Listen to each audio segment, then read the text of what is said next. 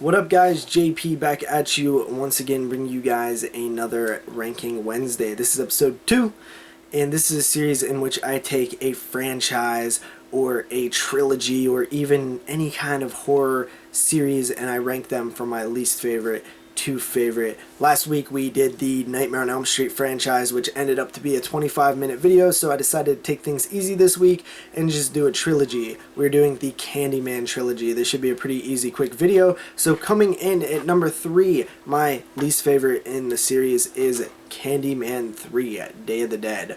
Candyman 3, Day of the Dead has massive amounts of problems. It's just a film that kind of fails on all fronts. Feels very, very cheap. Feels way earlier than even 1999. It feels like it was made in like 92. It just has this bad quality all over it.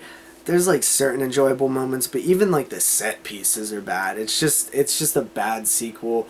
I mean, even the back cover looks bad, guys. Not very fun. I did not enjoy this one when we covered the trilogy way back in the day on the 22 Shots of Modes in Horror. Coming in next, we have Candyman 2, Farewell to the Flesh, from the year 1995. Candyman 2, Farewell to the Flesh is a big step down from the first one, but it still has its moments. It has that sort of a Louisiana setting, which is pretty cool, that southern style, and you know, there's moments to it. It's just not as good. You learn a little bit more about Candyman and the backstory of Candyman, which is good, but it just doesn't have that poetic nature to it that the first film did. So Candyman 2, although it's not the best, it's still a passable sequel in my opinion. And coming in at number 1, should be no surprise, we have Candyman from the year 1992.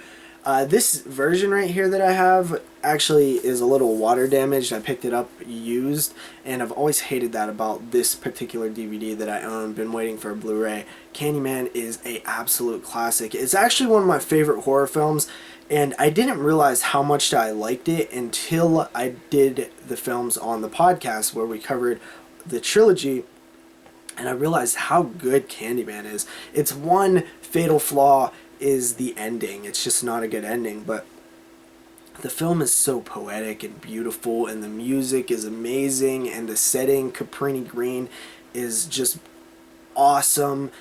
The legend of Candyman is good, the acting is good, the character development is good. Tony Todd's performance is amazing. It's such a good movie.